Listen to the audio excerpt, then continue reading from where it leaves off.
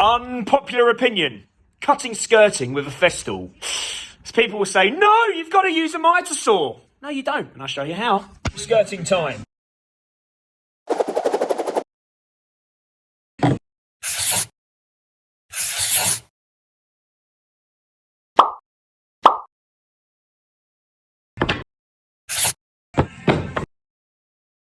Festool set to 45 degrees.